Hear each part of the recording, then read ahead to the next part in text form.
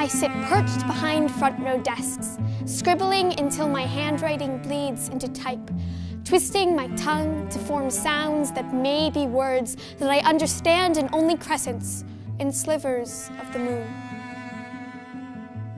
I speak in ellipses, in the spaces between sentences, in the silences that are unbreakable and already broken. My utterance is not America, layered atop the language of my grandmother's lullabies, nor is it of the land she used to sing about, cradled on a distant shore. It is something in between. There are songs that have been scrawled onto the insides of my eyelids, melodies that have perfect words that turn my tongue helpless. I write poetry in the margins of my school papers, lamentations, epics co-authored with Google Translate. I erase, watch the rubber shavings dance away on wind's wings.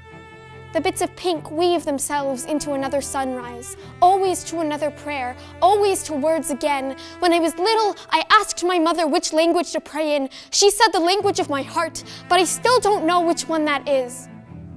Sometimes, when I'm singing, my consonants are perfect, figments of moon in my palms, and in those split instants, my prayers become flags that meld into my back, wings that fly me home until they fall to half-mast again.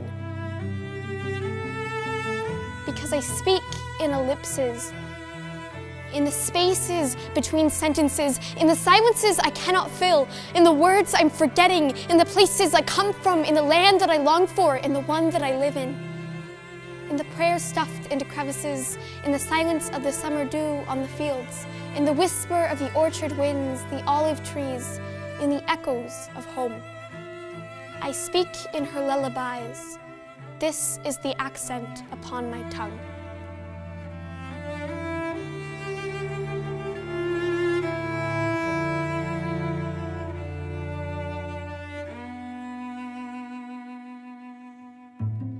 I've always had a very difficult relationship with Hebrew. It's a very important language to me. It's both like the language of biblical stories that have been very much a part of my childhood and like amazing songs that my family sings like every Friday night. And I've always struggled with it because on the one hand, I love it and it feels like such a big part of me, but on the other hand, I've never been fluent in it. And every year that goes by, it's like slips away from me a little bit more. It's part of something I long for, but it's kind of always out of reach. Well, originally that line, "This is the accent upon my tongue" at the end, it was, "This is the accent upon my tongue, I wish it were better." And actually, as I wrote and rewrote the poem, the "I wish it were better" part got cut off, because a lot of us don't have the privilege of speaking a language that is like the language of our heart at home. And a lot of us just sit on the edge and we kind of grasp at it. And I want people to realize that whatever accent they have, even if it's a half accent, is a beautiful accent. And like the words they know are beautiful and they should keep pursuing that language, and if it's special to them and it holds that place in their heart. Poetry is communication in the rawest of forms. I feel like it really lets us give each other a window into each other's worlds, and we can see each other for a second. And in a world where we're really trying to learn about each other and treasure what makes us different, poetry is such an amazing tool for that. It really like gives us a view of somebody else and lets us see almost exactly where they're coming from for the length of a poem.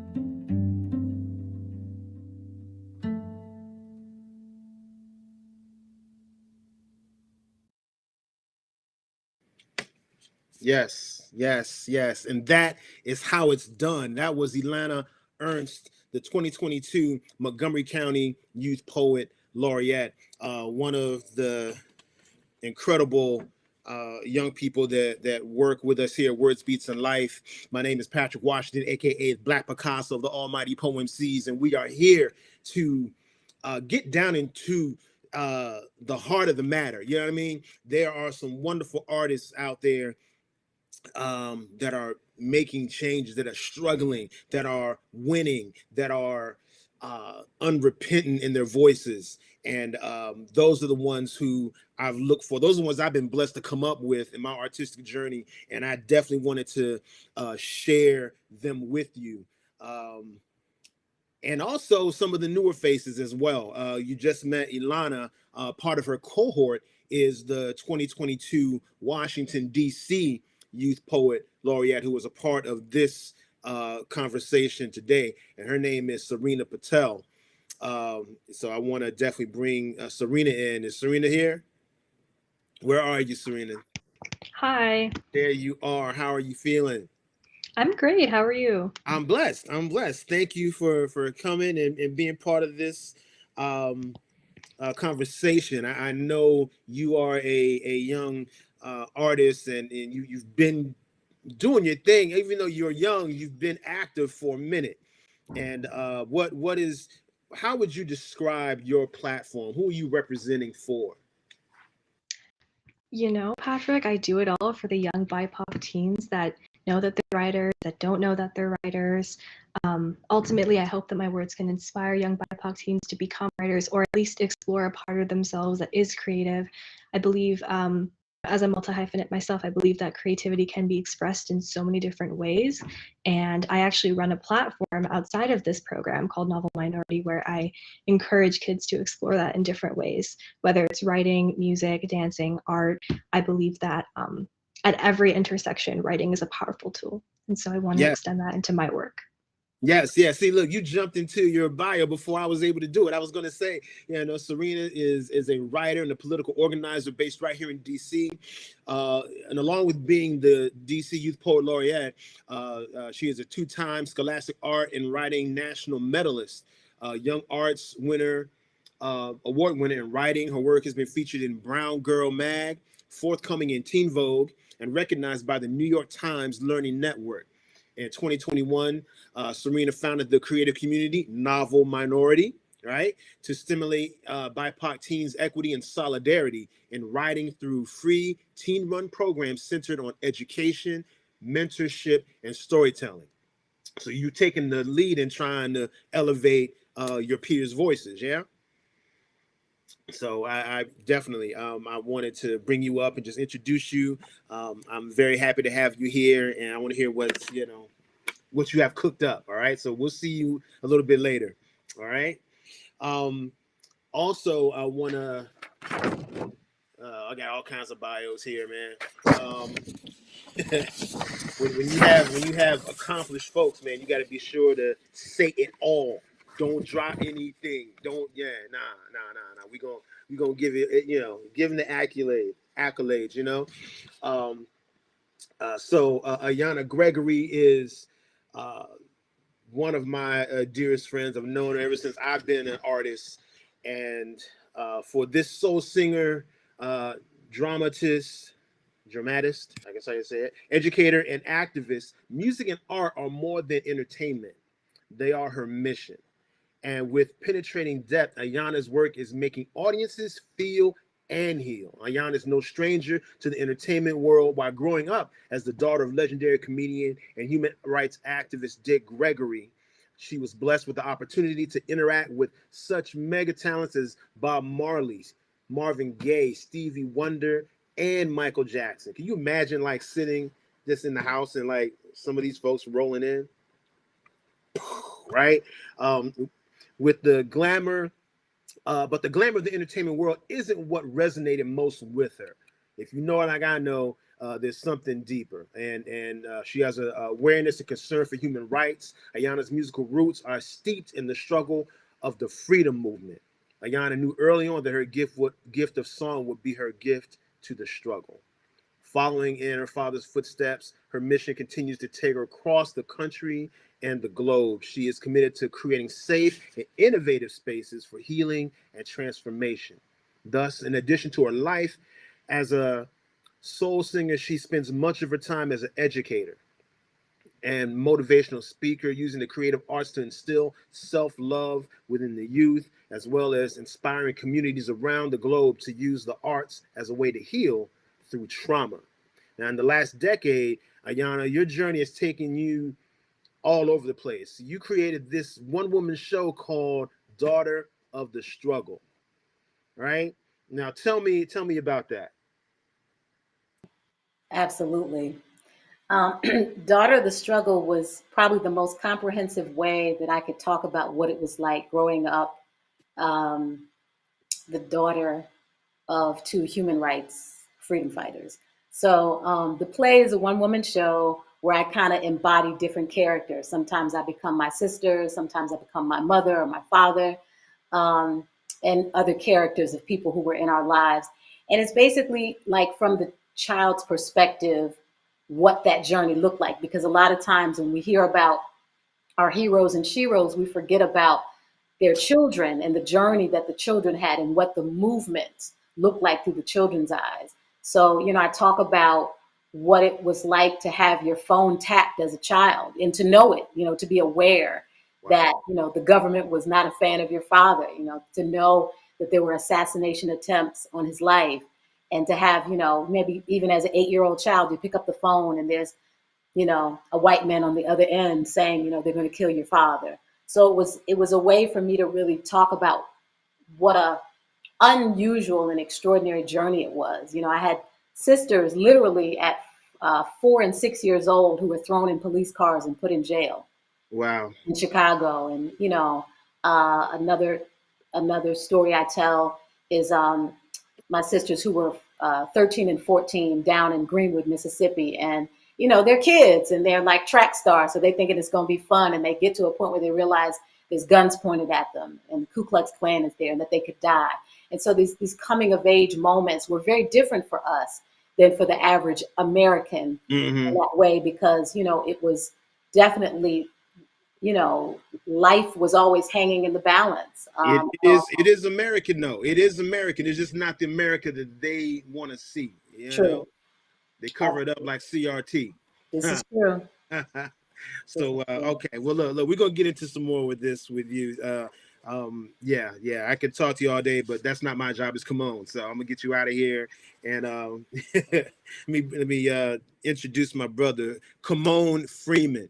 KYMONE is an award-winning playwright, an activist, and commentator. He's the subject of one chapter of the book Beat of a Different Drum, the untold stories of African Americans forging their own paths in work and life. If anybody does that, is KYMONE. I'm telling you. He is a 2010 Green for All Fellow and co-founder of We Act Radio, DC's best social justice radio station, 2017 by the Washington City Paper, and first place 2017 Prindy Award winner for his Lion and the Map commentary from Anacostia Unmapped radio series on WAMU, which is NPR's most successful local production in 2016. Now, this brother founded the one and only Black Love Festival. If you've never attended, yo, you're missing out on a blessing. I'm telling you, it is a movement unto itself. Back in 1997, he founded the Black Love Festival and was honored at the Kennedy Center as a Mayor Arts Award finalist for excellence in service to the arts. He was featured as a contributing writer in the most controversial Ebony magazine article in recent history as the last publication in print and PBS online film festival for his short film Fresh Prince of Anacostia. I gotta check that out, yo. That's dope. Yeah. That's a dope name. He serves on the board of the Douglas Community Land Trust and is publishing a novel, Nineveh, a conflict over water with strong arm press. This brother is down like 4 flat tires, and I'm happy to have you here. How you feeling, man? Peace and blessings. Excuse my tardiness. I'm at the Cannabis Festival, so I just left M1 from Dead Prez. I was like, M1, I gotta go. So I'm like, I'm blessed, brother. I'm telling M1, I gotta go. Yeah, that's a good look. That's a good look. Yeah. Man, yeah, man. Oh man, so I'm happy that you said yes to do this. You know, we've you know been side by side on a lot of things, and I'm just happy to you know have you here because you know. Yeah, and Poor MCs. And at that time, I think it was Generation 2000. Was it? What was it? What was the Wu-Tang of poets? Yeah, something like that. Yeah, Yeah, yeah. something like that. And you had a 7-foot poet with you. And you guys performed at the very first Black Love Festival in '97 at Fort DuPont Amphitheater. Shout out to Gentry Davis from National Park Service, who gave me the opportunity and showed me how I can do these types of events with little or no money. And Mamadi Nasuma, who from 2000 Black, great musician, great mentor and friend, who inspired me to keep it going. I thought I was just going to do a festival. He was like, we need consistency. So everyone after that is because of Mamadi Nasuma. And I'm honored to be bringing it back again this year for the 25th anniversary. Hopefully, Ayanna Gregory will be there with us. We're gonna beg and please see if she can come out, because it wouldn't be a Black Love Festival without Ayanna Gregory. Word. Well, look, man, I'm going to get out of here. I'm going to let you talk to Ayanna and young Serena. And yeah, I'm just going to take notes, bro. I'm taking notes. Yeah, I was very impressed with young Serena. Very impressed. How is this young lady? Well, hey, look, I'm going to bring her in and let that happen. All right, let's get started. Yeah, I'm out of here. Yeah, she's dope. All right, that was Picasso, ladies and gentlemen. And this is one of the women I don't just adore, I don't just love, I revere, because she is such an honor to be a fan and a friend of someone, and because it conjures all of the emotions of humanity, you know. So I just want to give her flowers, Miss Ayanna Gregory, and this young lady that's joined us up here. We have an intergenerational dialogue here. Now, how old are you, young lady? I'm 19. 19. Wow. Whoa. Now, that's funny you should say that, because 19 was a very magic number for me, because 19 is when I woke up. You know, they say stay woke was when I woke up, because when I was 19, Huey P. Newton got killed, right?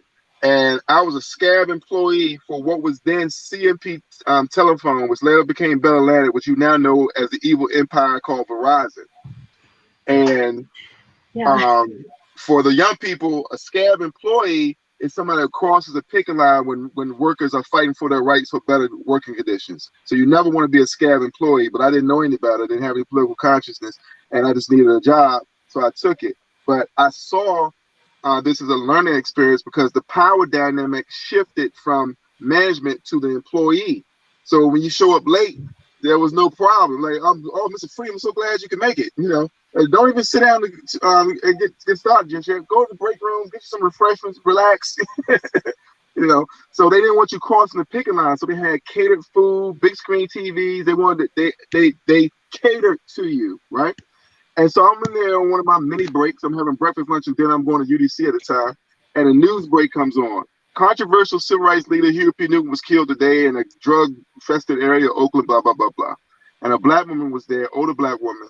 And this was 1989. I'm 19 years old. I got Fight the Power, Do the Right Thing, African medallion around my neck. And the sister says, she starts crying. And I said, did you know him? And she's like, no, I didn't know him. And I was like, this is the crack epidemic. The Ronald Reagan crack cocaine time period. So brothers getting shot wasn't news to me. So I had become desensitized to that. So when I saw her crying, I said, if you didn't know him, who was Huey P. Newton?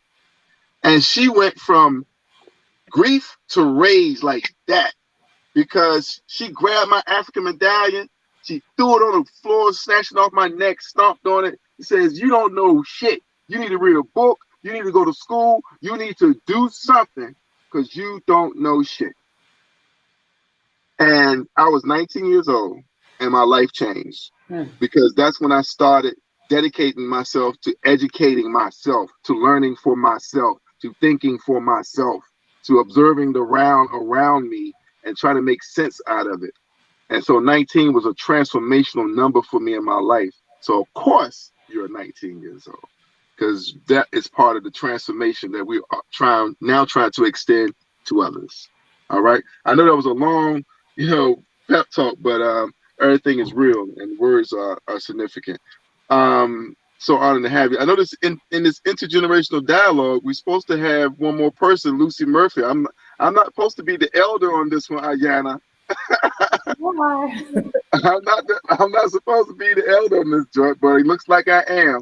I'm 5.1, 51st state, so 51 over here, rocking it. Hold it down.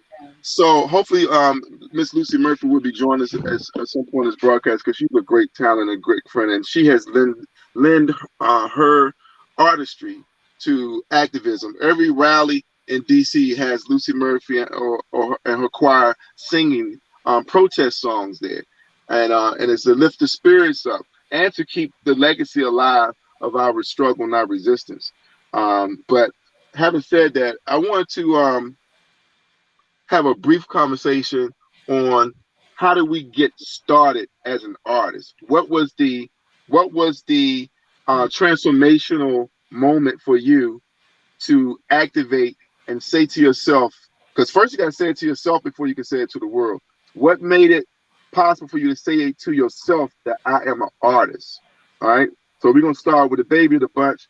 What was your transformational moment that said that I am an artist? Hi. Okay. First of all, thank you so much for your story about being 19. I think that was really educational to me. 19 has been such a transformative age for me as well.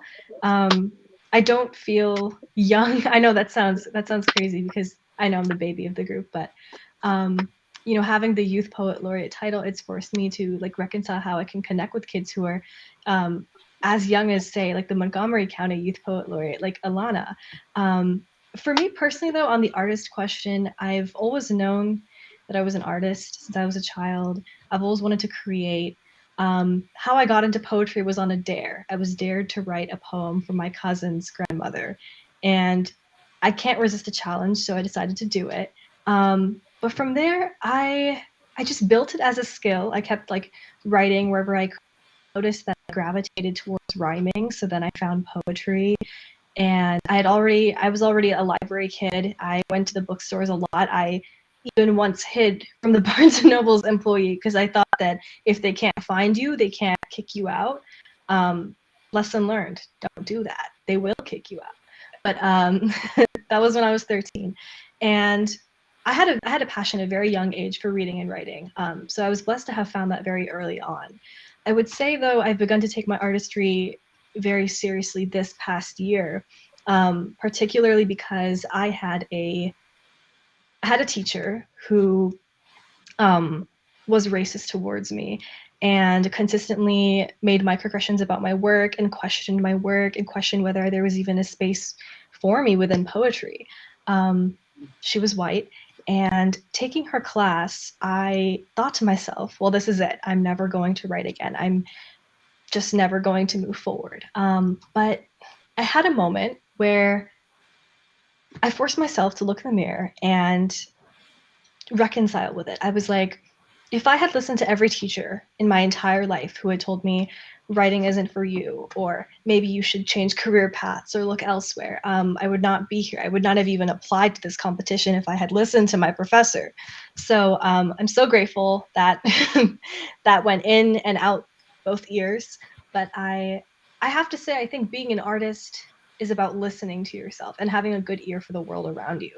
I was a musician before I was a writer, and so I paid attention to sound before anything whenever I wrote.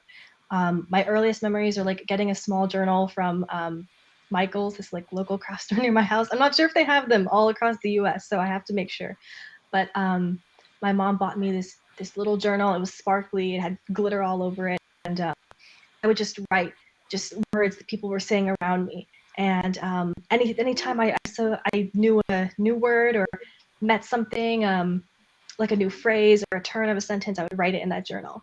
And so I think as I've gotten older, I've realized like so much of being an artist is being able to hear the world and not physically hear as well, but just have a good sense, a good ear for storytelling, you know? So that's been my journey. It's a very linear path for now, but I've definitely had some bumps in the road for sure. Yeah, and it's always a journey. It's always a journey. Now, Ayanna, you might have to think back a little further. Well, you know, you won. Correct me if I'm wrong. Out of 10 kids, you're the one artist. Is that true? Well, Not really. There's some other artists in the family, but they're just not as vocal with it. You Okay. know, I have an older sister, Lynn, who actually pursued music for a long time in New York and California, but she just kind of stopped. But yeah, so for the most part, at this point, definitely, I would say I would be the only. So what was the transformative moment that made you the most vocal artist out of your family? I don't think there was a transformative moment. I don't know myself not singing. I don't remember myself not being an artist, you know. But I can tell you Mm, in terms of there were there were memorable moments where I thought, okay, this is why I'm doing it. You know, I mean, growing up and being a part of the civil rights movement, human rights movement, and being taught, you know, the freedom songs and protest songs, those were just, you know, running through my system. So my connection to music was really through a cappella.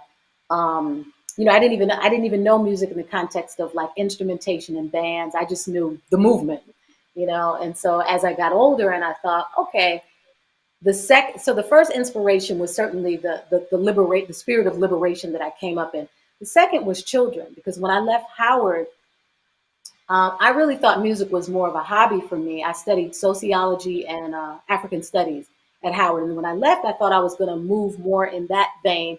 And then I started working with children in the DC public schools, and I'm like, they don't have anything to listen to. They don't have anything to listen to that speaks life into them. And then, you know, I thought about, you know, that was a time in the not early 90s where everybody had their Walkmans and headphones on. And so when I was working at Martha's Table after school program, right on 14th and V. And the teenagers, you know, when we would try to help them with their different lessons or teach them a particular lesson, we were always trying to get them to take their headphones off because they was listening to, you know, everything under the sun. And I thought, man, if I could get inside the headphones, it wouldn't be as much of a struggle. You know, here I am on the outside trying to get in, but if I can just get in the headphone. And that's when I wrote co-wrote my first album, Beautiful Flower, it was with the children around me. Like, what would if I were a child, what would I would have wished there was an adult to write about for me on my behalf? And that was probably the secondary inspiration with the children. mm. So, you know, I think it's Picasso, if I'm not mistaken. I'm pretty sure it's Pablo Picasso. Now, our producer Picasso here, but he says that every child is born an artist. The trick is remaining one when they grow up. And unfortunately for me, you know, that was kind of like beaten out of me. You know, my environment at the time wasn't conducive to art. It was get a good government job, you know. And I think that survival mechanism has been very limiting to our ability to imagine. Um, so I want to share some things that's critical to me in my artistry, and then I want to get back to you guys. To if you had a piece lock and loaded, you know, you might want to dust it off because we want to hear something that means something to you. Don't perform for this moment. This is for you. This is a reflection, because oftentimes we look at a finished product and we may be intimidated by the passion, the scope, the size of the stage, but we don't necessarily know those quiet moments that led up to that stage, that led up to that big moment. And I hope that we're going to inspire some people that's coming behind us. And for those who are within the sound of our voice, if you're very serious, if you're on the fence about being a creative person, that doesn't mean that you have to make a living, necessarily mean that you have to make a living with your art to be a creative person. I think everyone has some ability to create something. A carpenter creates something. I mean, so we all have that innate ability. But there's a book that will help you over the threshold if you are ready to take that step. And that book is The Artist's Way by Julia Cameron. Julia Cameron, for those who don't know, is divorcee of oh wow, my mind, I'm having a senior moment, 51st. Martin Scorsese, the iconic director Martin Scorsese, his former wife. Hate to identify her that way, but just let you know that she knows a thing or two, obviously. But Julia Cameron and The Artist's Way will really help you in your development. How so? It's a workbook. It's not something you just sit down and read. It's something you go through. She talked about morning pages, writing freehand, not freestyle, freehand, meaning that you put your pen to paper and you write one stream of consciousness without stopping, without removing your pencil from the paper for 5 solid minutes. It doesn't matter if the first 2 or 3 minutes is gibberish. I don't know why I'm doing this. Julie Cameron's crazy. Why did they get divorced? I don't know. What does she knows about artistry? And then after that clutter in your mind is dissipated, something beautiful is going to happen. Some words that you would have thought of will come together out of your subconscious. And one of those phrases that I dust off in my subconscious was rebelliously beautiful. I never heard those 2 words put together, and it came out of that this free writing, rebelliously beautiful. And I use it all the time, and I wish I had $1 every time I saw the look on someone's face that it was so well received. So Julie Cameron, The Artist's Way. I wanted to share, not too long ago, we lost an artist by the name of Biz Markie, great DJ. And I was particularly insulted when I read from some major media outlet that he was a one-hit wonder. I'm like, a one-hit wonder? This wasn't Milli Vanilli. This was somebody that was significant to our culture. One hit. There was one hit that you know about, that crossover hit, that pop hit. He had a couple joints we was banging with, so I took offense to that, and to the extent that I had to go online and acknowledge that I was introduced to Shirley Chisholm by Biz Markie. I had went through 12 years of high school public education, never heard the name Shirley Chisholm in my life. Wasn't until Biz Markie said Reagan is the president, but I voted for Shirley Chisholm. Now I knew that Reagan wasn't playing for our team. And so if he wasn't supporting Reagan and he instead voted for Shirley Chisholm, I had to find out who Shirley Chisholm was. And fortunately for me, I had intellectual curiosity and I looked up Shirley Chisholm. So my first thing is some words from Shirley Chisholm. And there's actually a play right now at the Art Theater, Black Box Theater, Campaign 72, Shirley Chisholm's Unbought and Unbossed solo performance. And it's performing April 21st to the 30th and May 10th through the 12th. In fact, I may be having my birthday party at the closing show. But this is what Shirley Chisholm has to say in her own words. I want history to remember me, not just as the first Black woman to be elected to Congress, not as the first Black woman to have made a bid for the presidency of the United States, but as a Black woman who lived in the 20th century and dared to be herself. Dare to be yourself. I think that is the premonition of artists. Being yourself and putting that out into the world. Because we, Ayanna and our generation before us, we came up here and they let you wear your hair like that. They let you wear that outfit to work. Oh, you can't wear that to school. Yeah. Oh, you better stop being so militant. We was conditioned to be anything other than ourselves. Okay. They just passed the Crown Act maybe a month or so ago that made it illegal for a woman to be discriminated for simply wearing her natural hair. There was nobody had to go sue somebody or fight for their rights to wear a wig. That was acceptable. But right. To be them natural selves, to be themselves, they had to fight for that. So if we can go around, I don't know who's ready, got one lock and loaded. If you got something you want to share that was personal to you in your declaration of being an artist, I'm gonna let this ladies at first, so I don't know which one to choose. Anyone got one lock and loaded, or do I need to share one more from me? Serena? Ayanna, would you like to go first since I went last time? Okay. I knew that was coming. I knew that was coming. I saw that. You see these big ass glasses? I saw that coming. Um, I'm gonna share this piece. It's a work in progress, and I'm also gonna share it because of, come on, what you said around the authenticity of artistry. You know, sometimes you don't know how it's gonna come, and I know myself as a singer.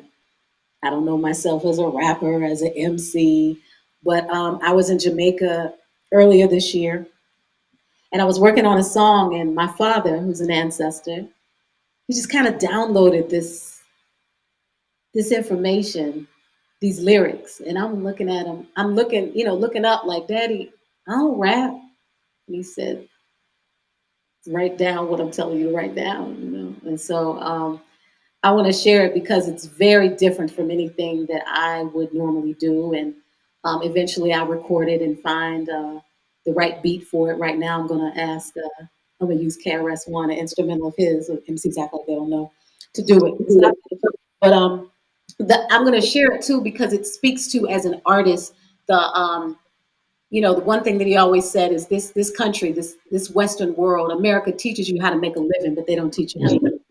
And so, as an artist, that never could do the 9 to 5 and didn't know how to fit into the system. It could, it was not always easy to find your way, but ultimately, it was like that's really what the artistry was. It was a connection to spirit. It was a connection to, like how to live. So learning how to live in an environment like this is not an easy thing. And so, anyway, so I'll share this piece right here, my work in progress, and it's called I am my own walking currency. My younger brother always calls me the brokest world traveler he knows.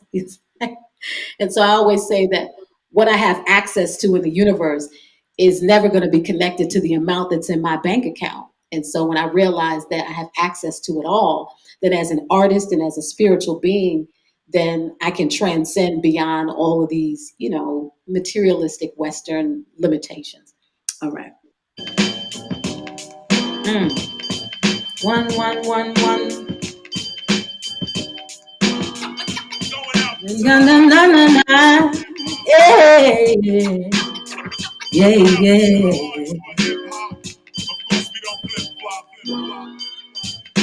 Daughter of the struggle, I'm Malcolm X in my head, but the truth is I ain't brave enough to say the shit my daddy said. I'm a Libra. I like balance. I don't want to rock the boat. But he was a Libra too, and he remains my goat. He would get up in that ass, mess your head up with the truth, wrap you up for 3 hours and have you leaving with herbs and fruit. Daddy said it's a game, and in the end, love wins. That's why Rome is falling. You can't put it back together again.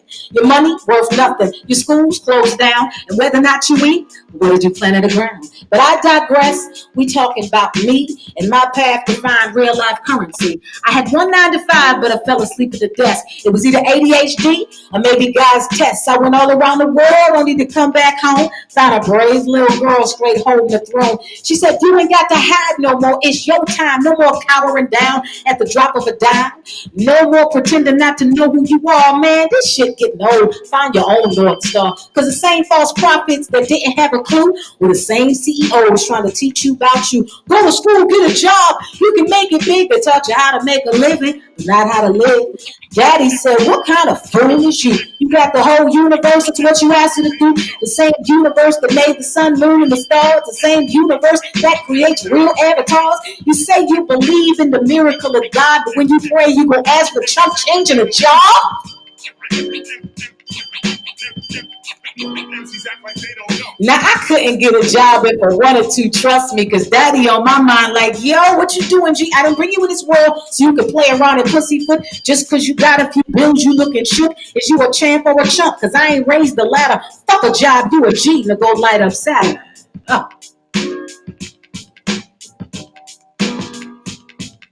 I couldn't get a job if I wanted to, trust me, because I ain't messing with it if it don't inspire or excite me. Hello. Did she say light up Saturn? Did she say that? Light up Saturn. Okay. Tell them how you really feel. Tell them how you really feel. Ladies and gentlemen, this is the power of words, Word Fest, brought to you by Words Beats in Life, one of the most instrumental nonprofit organizations dedicated to the culture of hip hop in Washington, D.C. and around the globe. They are doing their thing for quite some time, so we honored that they extended this platform to us today. And baby girl, you up? What you got for us? The power of words. Yeah, that was amazing, Ayanna. Thank you so Yeah. much. So let's see if you can light up Yeah. Sarah. Well, not as much. I'm not a Libra, but I can do my best. So the next poem, the poem that I will be referencing and using today is called Performance of Earth. It's an original poem that I wrote last year. It's about a year old. As I said earlier, I do everything and I create everything for fellow young teen BIPOC writers. And this poem is no different. During the pandemic, I couldn't take a gap year. So after graduating high school early, I stayed at home and I had the privilege to do some amazing things within the writing community. I got my teaching English as a foreign language certificate. I had to teach a girl in Vietnam English online. I got to participate in the Young Arts finalists for spoken word. I got to do so many cool things. I got to start Novel Minority, do some cool things with the New York Times Learning Network. But through it all, I think the most satisfying thing would be creating community with other BIPOC teen writers. I mean, these are some of the hardest working, smartest, most brilliant, empathetic people that I've ever known, and they're my age or possibly like still in high school, which is insane to me. But I wrote this poem in the pandemic at around January. So like halfway through my gap year at home with my parents. And I was feeling lost and particularly tired, as I think the pandemic has eroded all of us, you know. And I found myself kind of in an emotional quagmire where I had to produce work, feel like doing anything. And so I was stuck in this cycle of creating content that I didn't really want to make. So I decided to push myself. I put on some Brett Vias and I decided to write this poem, which is totally formless, totally like unlike anything I've ever written before. And although I'm the most proud of it, it's been rejected the most by magazines. And I think that's part of the reason why I'm the proudest of it. So I wanted to share with you my poem on dysphoria and discontent, which is Performance of Earth. Hope you like it. Okay. Can you guys still see me, by the way, before I continue? Yep. Okay. Performance of Earth. I haven't felt like myself since I died. And I wish I was a poet that could talk about flowers, but I've never had a green thumb. Every flower I touch dies. And when I rose from the dead, I coughed up so much dry dirt you could have like irrigated it. Just like hairballs of Mother Earth, I her cat. And you know, I planted a theory once. The ghosts of your past are just pieces of yourself shed around the house starting to grow. My body. A performance in waiting to love my body. A specter waiting to haunt to again feel whole my body. A hairball I forgot to cough up. A hand-me-down for an earth tired of sharing. I'm saying here, take it. I don't want it anymore. Life will tire of ways to green gown me. And one day this body will be blackened with ash, and one day I will inherit this body and everything it fruits to life, and one day I will feel everything without feeling like I have to grow from it. And as the king of this body, I will stretch my smile so wide the orchid blooms between my legs, so wide the throne no longer feels like a prison, so wide the drain in my shower finally gets unclogged. And you know, I had a theory once. Not everything will change. Because I want something to look at light and still choose me. Because I want something to buy me flowers and feel powerful when I am not. Because I want something to make a home. Something to grow from this empty body. And I can no longer call that something me. What dies first? The self, right? When I am naked for the last time, I will speak of this body and everybody it is held prisoner as an old friend. I will speak of organic freedom, of wholesale love, of drinking my home garden's nectar. I will speak of those flowers the poets love so much, and you know, if it takes a village to raise a child, how many flowers does it take to raise a dead girl? One day, One day, it will take more than language to understand me. One day, it will take silence. Thank you. It would take silence. I like that. Was I like that. That made me think right here. I love that piece. Thank you. Ooh, I had to close my eyes to listen. I felt that, every part of it. Yeah, that made me think right there. So I'm still actually a little shook by that one. Okay. 19, Miss 19 over here. Go ahead, Serena. Woo. So I want to find out a book that you felt was helpful in your development, in your thinking, or encouragement, your spirit, whatever your juju comes from. What book helped you? Malcolm X said that you should never underestimate the power a book has in transforming someone's life. It's basically trying to find the right book matched with the right person, you know. And I tell kids all the time, the ones that I don't like to read or whatever. Okay, you don't like to read because you haven't read something you love yet. As soon as you read something you love, then you'll love to read. You just haven't found the book that you love yet, you know. And the book that I loved was when I read when I was 19. First I grabbed after my epiphany. Was the autobiography of Malcolm X. And the words on the back of this book I wanted to share because I felt that it kind of like summarizes not only what gets me going, but what I'm all about. It says here in the searing pages of this classic autobiography, originally published in 1964, Malcolm X, the Muslim leader, the firebrand, the anti-integrationist, tells the extraordinary story of his life and the growth of the Black Muslim movement. His fascinating perspective on the lies and limitations of the American dream and the inherent racism in a society that denies its non-white citizens the opportunity to dream, gives extraordinary insight into the most urgent issues of our time, of our own time. The autobiography of Malcolm X stands as the definitive statement of a movement and a man whose work was never completed, but whose message is timeless. It is essential reading for anyone who wants to understand America. So if this is essential reading for anyone who wants to understand America, and critical race theories will block this type of material from being disseminated in public schools, then clearly they don't want us to understand America. That's why stay woke is a pejorative. And even Black people I hear using stay woke as a pejorative. Oh, you want to know woke people? Yes, I am, as opposed to unconscious. And Dick Gregory, one of his last declarations, he said stay woke. So I say that proudly and continue to do so. And let me say this as well. We're here in Washington, D.C. A lot of us are very familiar with Martin Luther King's last speech, but we're not as familiar with his next to his last speech, which was delivered March 31st, 1968, right here in Washington, D.C. March 31st, 1968, mind you. He says that it was called Remaining Awake During a Great Revolution. He goes on to say that far too often people find themselves living in periods of great social change, but yet they fail to develop the new ideas, the new mental responses that the new situation demands. They end up sleeping through a revolution.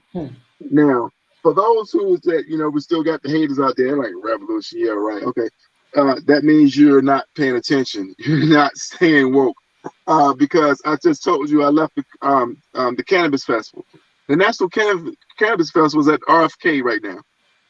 You know what else is next door to RFK? DC jail.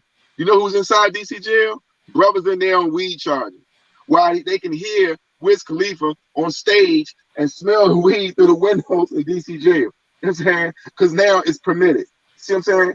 We've seen so many things change in our own limited lifetimes. So don't tell me that the revolution is not ongoing. It's just that we take these periods of respite and we need to cut that. Well, not respite. We all need respite, but I don't think we should rest on our laurels. I think some of us have made that mistake. And I think art is on the side of the oppressed. And by us coming from some sort of oppression, whether it's external or internal, the art is liberating and freeing. And that's the one thing they cannot control It's the art. And that's why it's the first thing cut and the last thing funded. All right. So this is the word fest. What words, what magic book had the words that got you going? All right. This is an open conversation. I'm not going to take orders of age or hierarchy here, but who had a book where the words moved them? And I told you mine was the art borrowed from Malcolm X. And I also want to say something about James Baldwin. He says that a writer, a black writer, knows that he must master a language that he must change. We must master a language that must change. And it took me a long time to understand what that means. And I think I got it. We have to understand the world around us. Then we have to change the narrative, change the story. Christopher Columbus discovered America. No, he didn't. He changed it. We first learned that Christopher Columbus discovered America. But then when we was staying woke, we realized that didn't make any sense. We changed the narrative. Europe is a continent. No, it's not. Look at that map. There's no separation between Europe and Asia. It's one massive body of land. It's the cornerstone of white supremacy. But that's what we're taught. But then we have to unlearn some of this. So I just want to shout out to James Baldwin because he helped me with the adjustment. But what book contained the words that got you guys going? Where's your juju coming from? The greatest power is convincing people they don't have any. That's Alice Walker. The first book that comes to my mind is Maya Angelou's I Know Why the Cage Bird Sings. And of course, she was a good friend of Malcolm X. I love that book for so many reasons. I saw myself, or who I could be in her, as an artist, as a poet, as a free being, growing up in rural Stamps, Arkansas, in an extremely, oppressive American, traditional American, racist, white supremacist world. And at the same time, growing up in such a beautiful Black community that also protected her from some of that.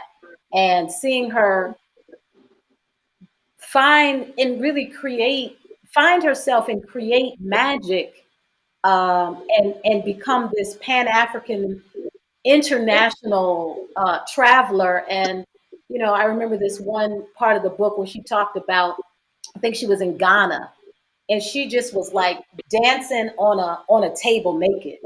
And it made me think of the freedom that she was moving with at that time to come from just, the typical American repressive system to get to a place where her words liberated her.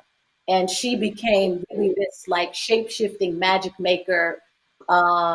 Her voice resonated with me. So because I knew what her actual voice sounded like as I was reading the autobiography, I was imagining her voice, And so, and the words just jumped off the page. I mean, she's a master writer, a master poet, a master creator of words through her imagination. And so you couldn't help but just, I felt in reading the book, I just felt like it was so visual. It was so, and the word she chose, English really wasn't like my strong point. So reading words that I then had to look up and say, well, what does that mean? It was amazing, very inspiring, very free. The biggest thing was that she was free and amazingly creative. Wow, that's heavy. That's heavy. And we talk about the word fest. When you say Maya Angelou, for those who are not familiar with Why the Cage Bird Sings, she stopped talking as a child. She intentionally lost the power of words because she realized that her words got someone killed. I think they deserve what they got. But as a child, she felt remorse and she realized the power of her words. She realized the power of her words and she stopped using them until she could master that power. Maya Angelou. Powerful. Let's give that up to her. We're gonna talk about the powers of words. She manifested that. You know, I also urge people to go back and watch the Iconoclast series when Dave Chappelle sits down with Maya Angelou. I learned a lot from her during that time.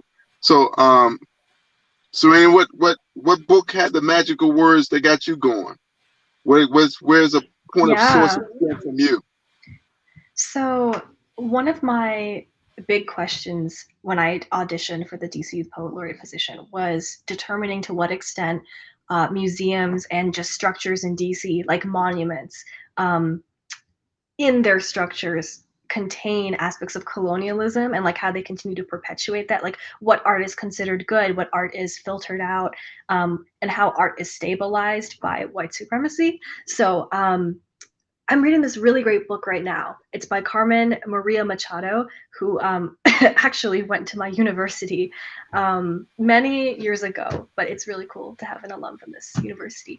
Anyways, so they wrote a quote, which I'll share with you now, from In the Dream House, the memoir. Sometimes stories are destroyed and sometimes they are uttered in the first place.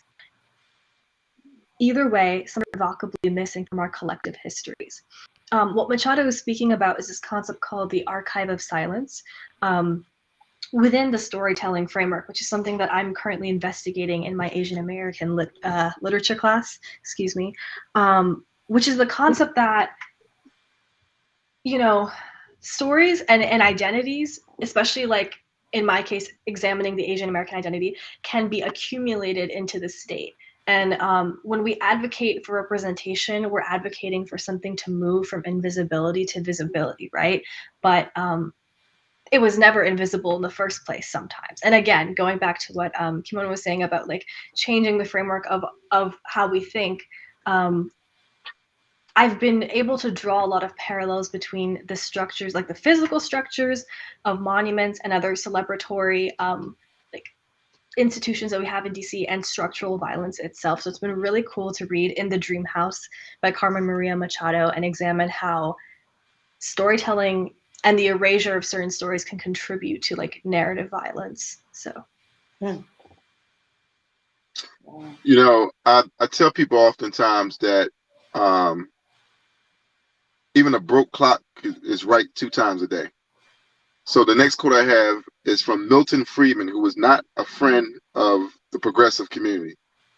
But he went on to say this: only a crisis, actual or perceived, produces real change.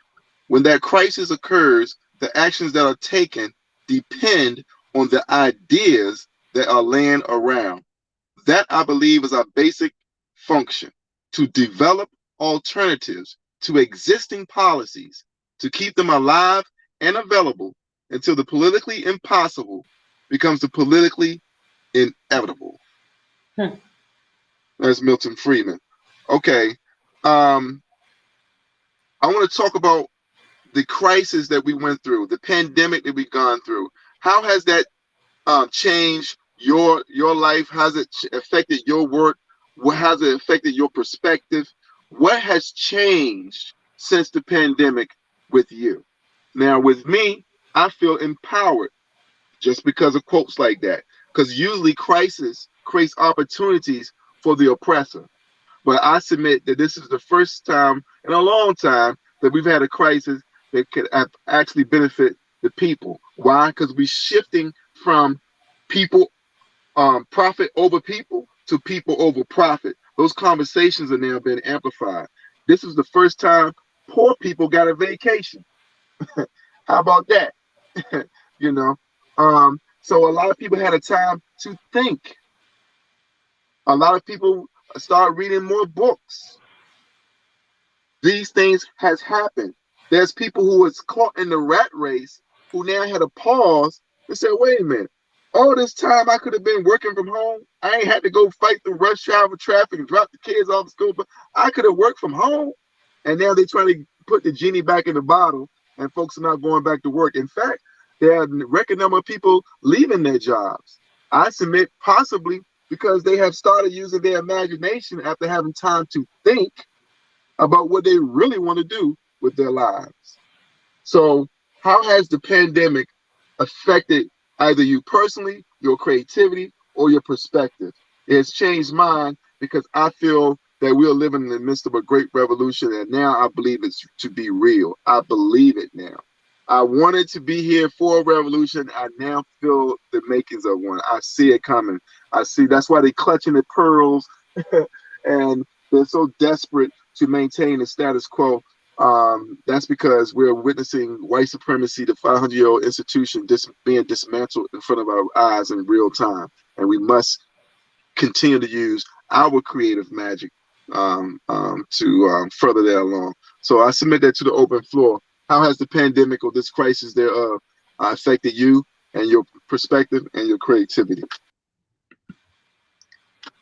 I can only speak, I believe, to the creative part of it because I graduated high school in the pandemic. Congratulations. Which was a I'm thank sorry, you. I'm sorry you didn't get you didn't get to walk across the stage and everything. You know, actually, we split up our class into like very small, like groups of like 5 at a time or something like that, so that we did have very Okay, mini good. graduations.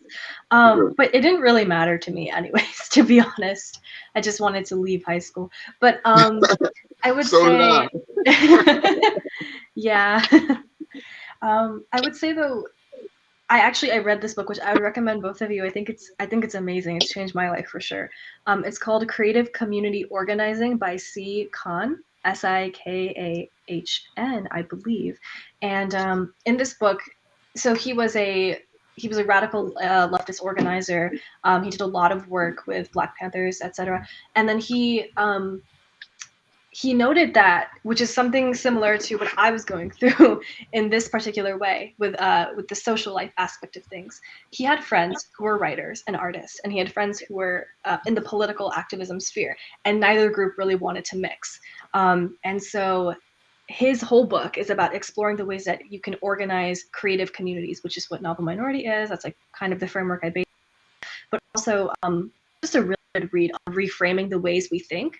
I think going to your early point, Kimon, it was like the pandemic has forced a lot of people to take upon themselves like a more introspective dialogue with who they are, a radical reframing of language, not only in the ways that they talk to other people, but the ways that you talk to yourself. And I know for me as an artist, I felt so pressured all of high school to do the next big thing or do the next great thing. And if you had asked me like 2 years ago when I had just won Scholastic and I didn't know if I was going to win Young Arts or the DC Youth Poet Laureate, but I did think that those were the only things that mattered in writing. I would have told myself to wait and just to be patient with yourself and be kind, because those things will happen. But that even if they don't, it is really dangerous for young BIPOC creatives to depend on competitions and white validation from judges who essentially gatekeep access to resources that can then benefit and establish your professional career. I was really beyond blessed to have won both Scholastic and Young Arts, but I mean, it's a very selective competition, and I understand that there are a lot of teens who are at a disadvantage because they feel like if they don't win those awards, if they don't pander or write in a certain way that we're expected to write, if they don't police themselves in that way, and they're the emotional labor of their own writing, then they're just not going to get far. And I would say that's absolutely not true. And that we always have to think as artists of ways outside of the system to keep pushing, to keep creating. Sikhan has a quote, which I'll just share. I know we're a little over time, so I'll try to speed it up. But We got 10 minutes. Okay, good. He says, I believe that a straight line is often the longest distance between 2 points. As the saying goes, if you don't know where you're going, any road will get you there. Essentially, what that taught me and what the pandemic taught me, and working in the pandemic alone, freelance writing, learning all of that myself, teaching myself, and then teaching other BIPOC teens for free, because I was tired of seeing them get ripped off by other people who were charging them like $20 to do like consultations and things like that. I've learned that creativity is a cycle, and that you have to be gentle with yourself, and being gentle is the most radical way to resist that capitalistic mindset of being in like the artistic grind all the time. Creativity is not linear, and neither is success. And I've seen more people start to understand that as a result of the pandemic. I think because opportunities and among many other things have slowed down because of the pandemic and workers and isolation and everything. But as a young creative, I think the best advice I can pass on is, if you really want to begin the work fighting the system, it has to begin with doing the dishes, colloquially, or like cleaning the inside of yourself, like doing that emotional labor, and being willing to be introspective with yourself. That was a long answer, but thank you. Well, a long answer is usually a probing question, and a honest answer is the result of it. So thank you for sharing. Ayanna, what has shifted in your lexicon, your paradigm, and your worldview? I want to piggyback on what she just said about doing the dishes. Gil Scott Heron said the revolution won't be televised, and so many people, we took from it what we thought it meant.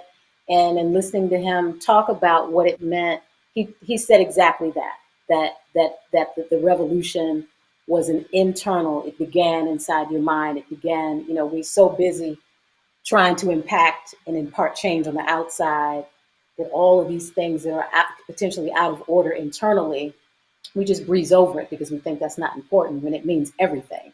So I think that, and also tying it into Patrick's question as well as yours, Patrick's question, does anyone feel like the pandemic was a missed opportunity for change and revolution?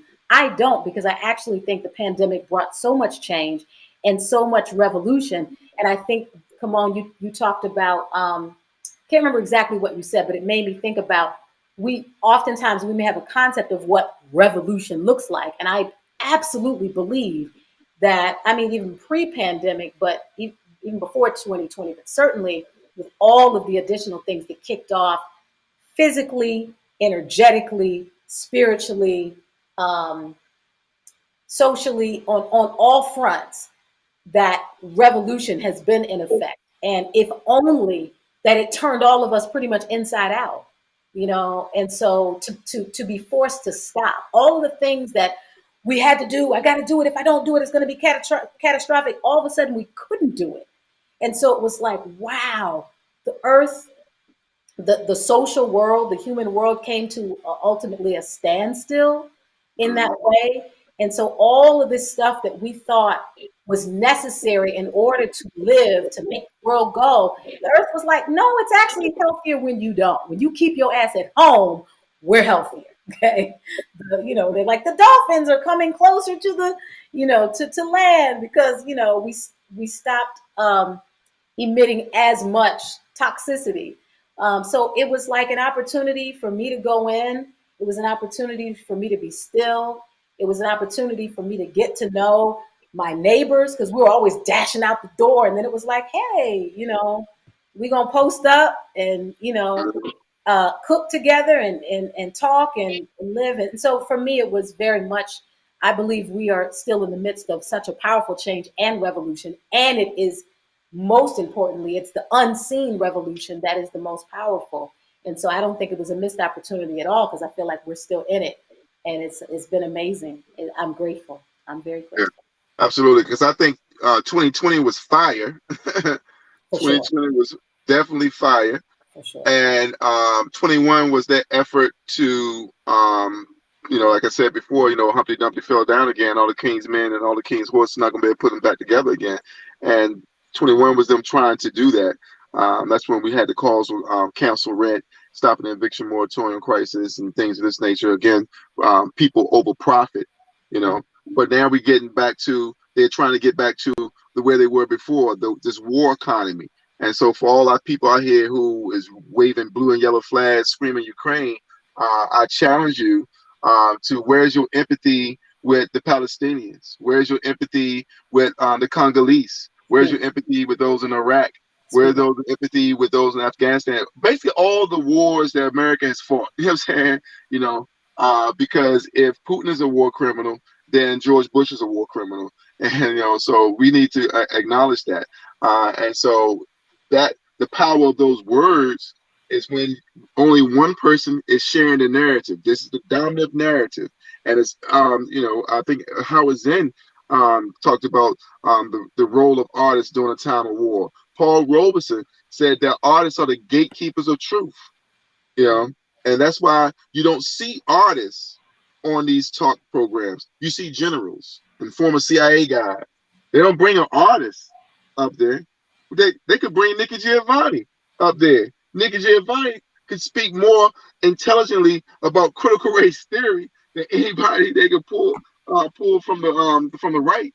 So, but they don't make a platform for those. So it's platforms like this that is so necessary and so important and so precious that we get an opportunity to speak for ourselves, to speak to the powers that be, and to change the narratives. Change the narratives. Now, what advice? We just got a few minutes left. What advice do you want to give for the next artist that's coming out here? What's the advice you want to give to the next artist? And my closing statement for advice for the next artist is self-validation. That was my little 2 cent for the pro tip. Self-validation. Don't wait to be recognized.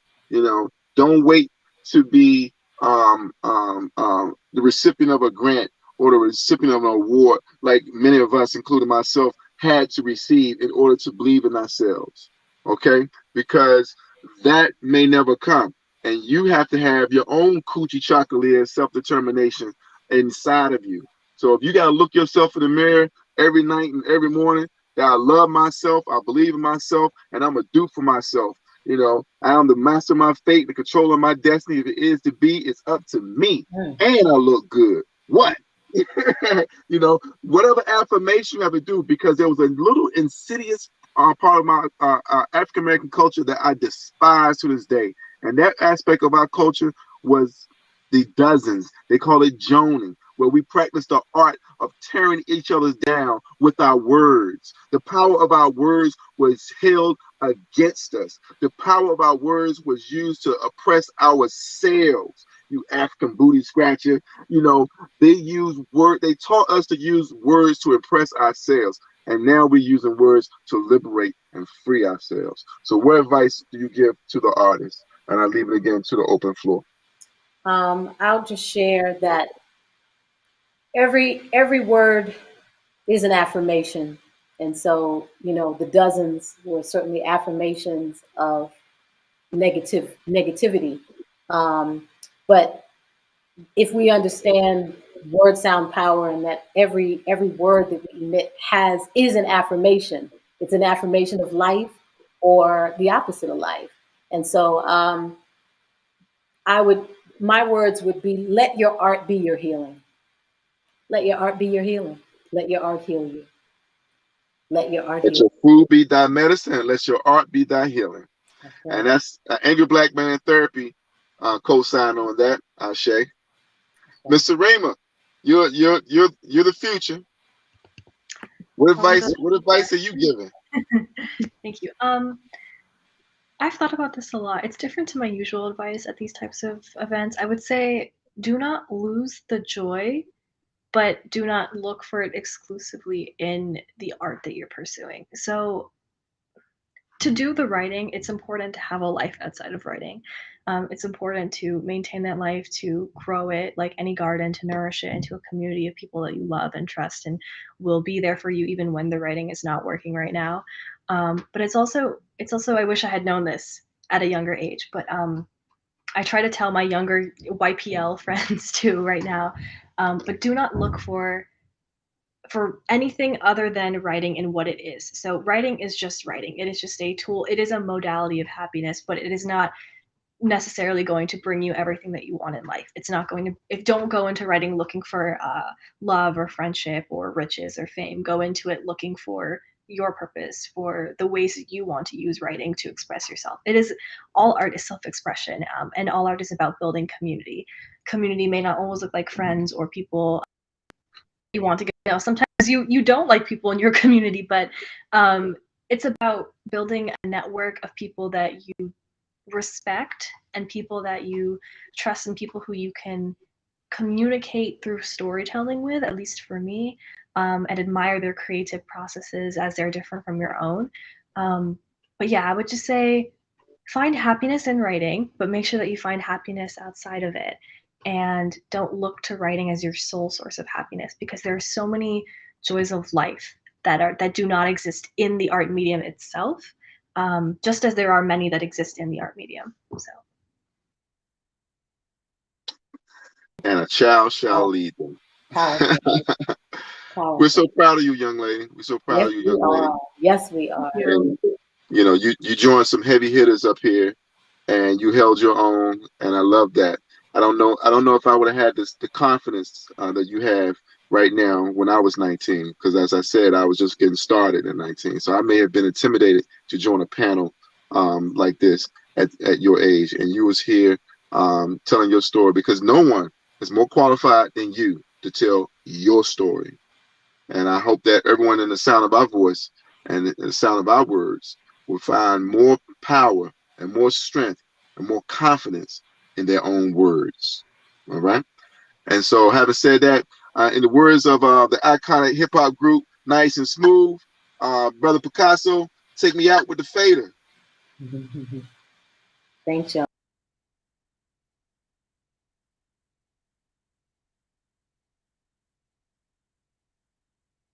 Beautiful.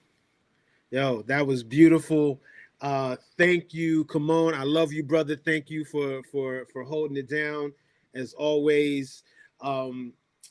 Serena, you know, wisdom comes from experience, but it also comes from listening and learning. And it's obvious that you've been listening and learning and you know, putting to heart all of your lessons. And yeah, it was a beautiful experience. Thank you for doing that.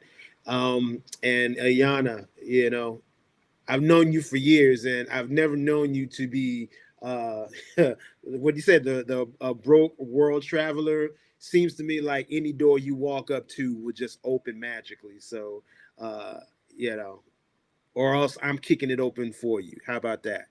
But much love to all of you. Thank you very much. So look, don't go anywhere, y'all. Don't go anywhere. Or come back rather. 8 p.m. We're going to be right here for the storytelling open mic hosted by our friends at Story District. All right, you're going to see some artists delivering stories in their own voices like never before. I can't wait personally to see my man Asharu tell his story. So please come back 8 p.m. I'll see you there. Shout out to Johnny for holding down the stream. And we are out. 2 fingers.